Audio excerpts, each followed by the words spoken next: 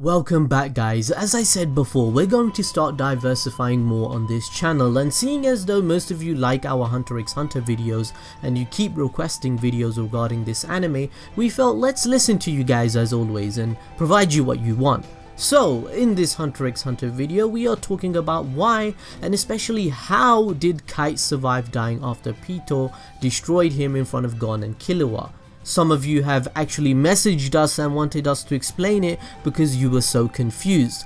Well, in this theory video we are talking about Kite's crazy slots and the secret behind this weapon which caused Kite to be revived. Let's do a quick recap. The crazy slot weapon which Kite uses selects various weapons from numbers 1 to 9 alongside a clown that decides which weapon is best for the situation he's in.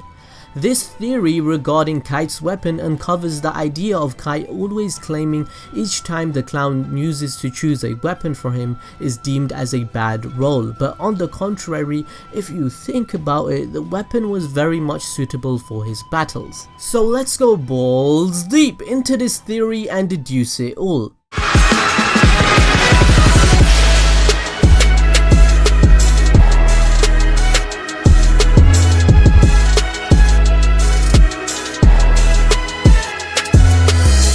Kite is a stern and stoic character and sometimes comes across rude due to how blunt he can be.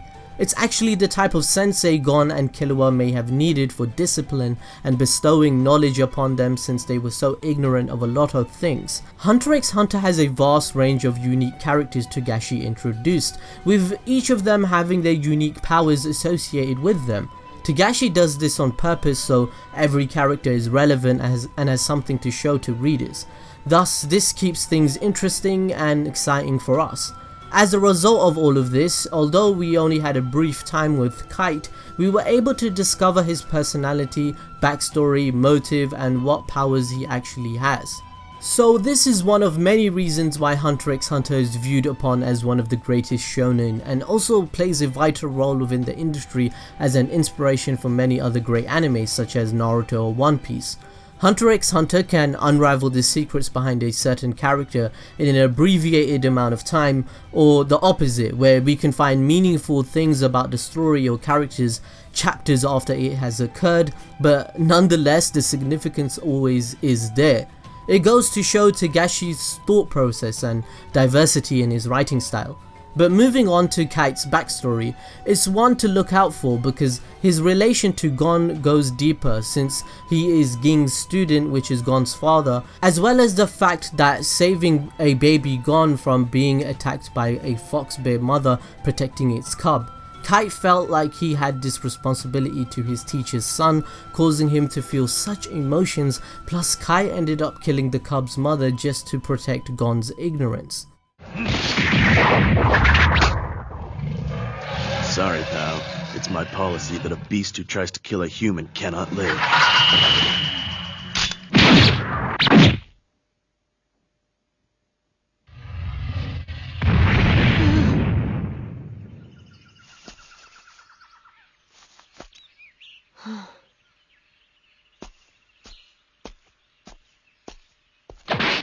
Can you stand up? Yeah.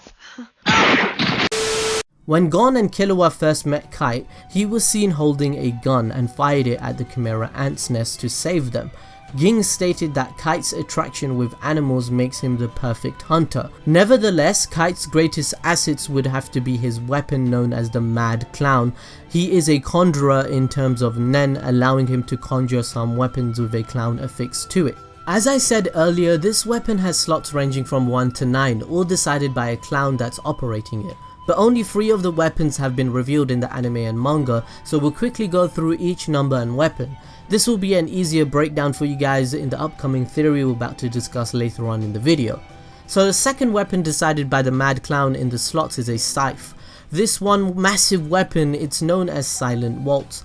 After increasing in size of the blade, Kite swings it in a circle, generating an invisible slash that propagates in all directions. When Kite used it against a platoon of Chimera Ants, it bisected every one of them and felled the trees around them. Number 3 weapon of the Crazy Slots is a weapon called Mace, as Kite conjures a clown-like mace or a stick which he seems to wield the weapon with a reverse grip.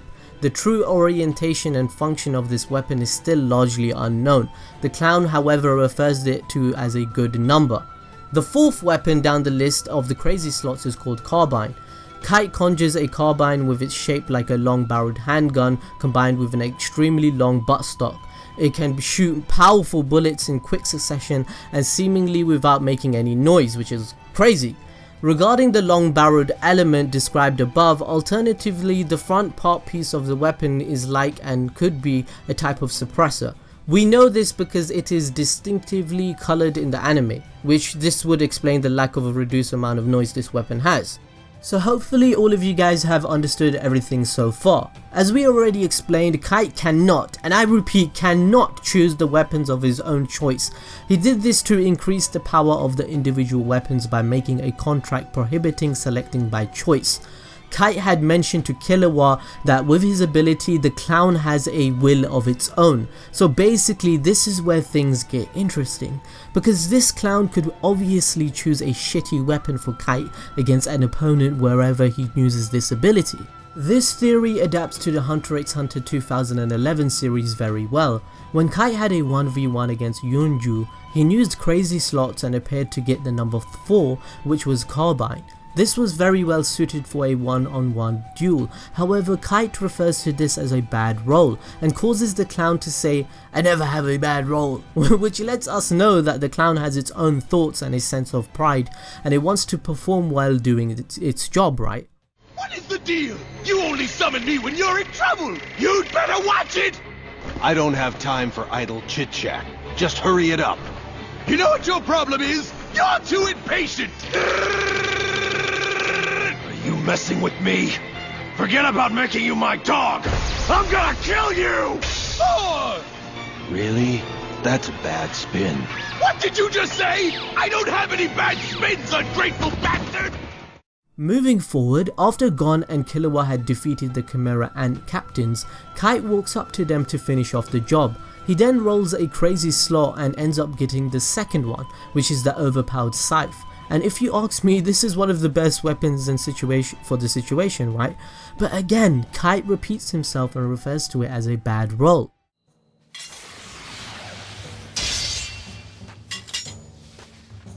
Nika, 外れだ。キルア、あのカマ、かなりヤバいぜ。ゴン、キルア。3秒後に上へ飛べ。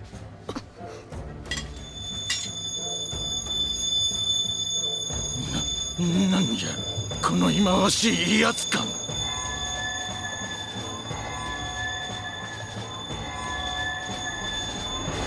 ある。わしは前にもこの感覚に襲われたことがある。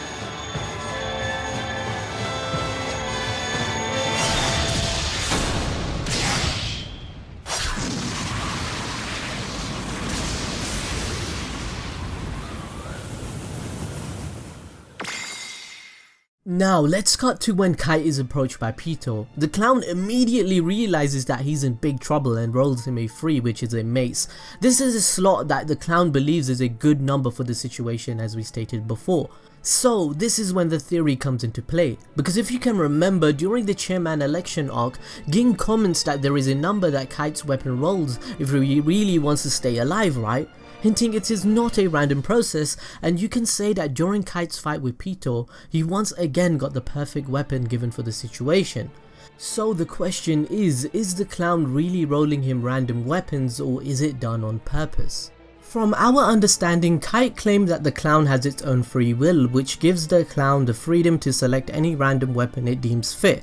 However, we've established the weapons he receives each time he used the ability was actually perfect for the situation. So with this assumption, one thing to remember about Kite is that during his childhood, and one of his character traits is the ability to get along with animals. For example, when he lived on his own as a child, animals helped him to steal food. Ging mentioned himself that Kite is one way a perfect hunter due to his ability to get along with animals under his control. So, in one interpretation, we can assume with his experience and able to use his abilities and reverse psychology on the clown, which picks his weapons. Kite knew with random weapons selected, it would enhance his abilities as it's a restriction and it make them more powerful if he just chose it himself. So in a way, he was training the clown the whole time. What Kite actually managed to do was to train the clown unconsciously, meaning that he was able to get the clown under his control without the clown even realizing. By doing so, each time he would mention it was a bad roll, for example. This would encourage the clown to give him an even better roll each time. It's basic reverse psychology, guys. It's like each time someone gives you discouraging comments, you just want to prove the haters wrong by improving each time. This is the kind of situation this clown was put in, especially having its own free will. This just made it too easy for Kite to gain a very good pick every time. In fact, the clown would be kinda upset each time Kite mentioned it was a bad roll. But against Pitou, the clown gives a roll of a number 3, but this time Kite did not complain about the number he received. Everyone knew that Pitou and Miriam and the other 2 royal guards were on another realm of strength compared to anyone else. Kite knew his fate and that he will die, so as Ging mentioned this, right? Ging mentioned that Kite has a Nen ability called "Like hell I'm gonna die," so Ging himself taught Kite this ability, and it was a power to save Kite from death. When Kite absolutely wants to live and survive, the number 3 weapon in theory is that weapon and ability. The clown must have chosen this for him as he sensed this Nen and will to survive.